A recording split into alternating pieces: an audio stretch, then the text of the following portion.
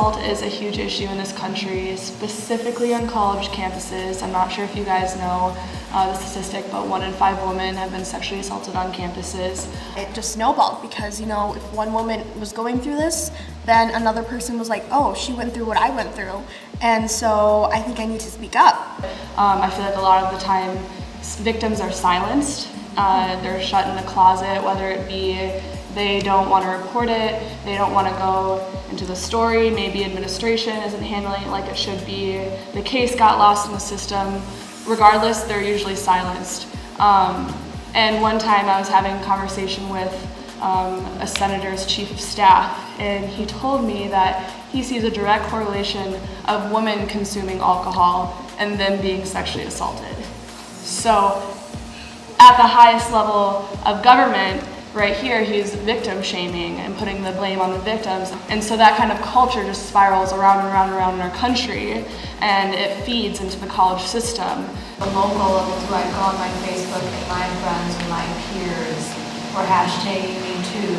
And I know all those cases went unreported, probably every single one did. But it's important to note that where did it go?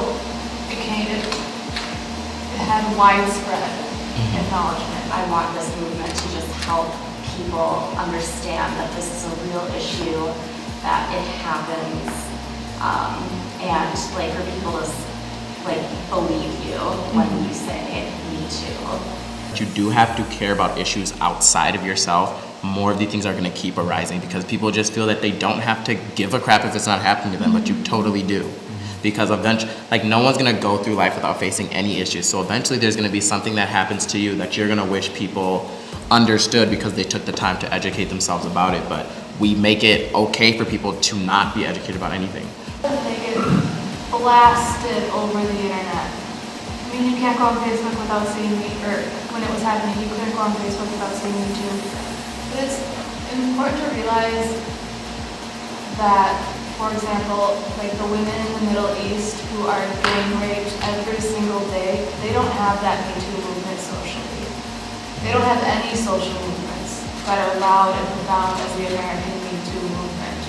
Because if you think about it, when do we actually learn what consent looks like? Never. Anyone has ever taken a class or anyone was like, hey, this is what it looks like. No. Educating people at a young age about it, because I think a lot is left unsaid, and then even necessarily good people are getting caught up in this because there really is no boundary. Colin Kaepernick was the first one to start this movement. He made it very clear that when he started, it was protesting police brutality and injustice in the criminal justice system with African Americans. So I think for me, it was just really frustrating that the title that's constantly put out on media, it's the anthem protest. It's the you're going against the national anthem, disrespecting the military. No one was protesting the anthem. I think they were taking a stand to bring attention to an issue that's plagued the black community for decades. And I think that was their focus, and a lot of people kind of lost that message due to the NFL and a lot of media networks kind of strategically giving different messaging towards the issue.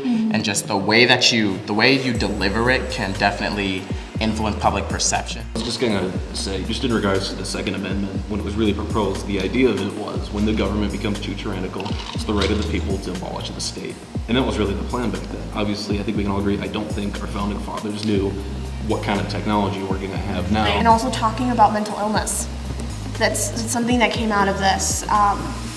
After Parkland especially, talking about mental illness, having awareness of it. We don't talk about mental illness as much as we should. And also stepping up and helping those, your peers around you. You see someone being bullied, stand up for them. I don't know how a lot of people have insecurities, but taking that step and helping that person, you could be saving a life right there. I think we need to stop phrasing the conversation as we need to do justice. If there's multiple issues, it's probably going to need multiple solutions. It's not going to be just one. So sometimes people get so argued, we ban guns, we keep the guns. It's there's such a gray area in between those two issues that no one wants to talk about, just because once again, it's easier to not educate yourself on an issue and just pick one side or pick the other, and I realize that there's a whole gambit of issues that you're ignoring that leads up between these two sides.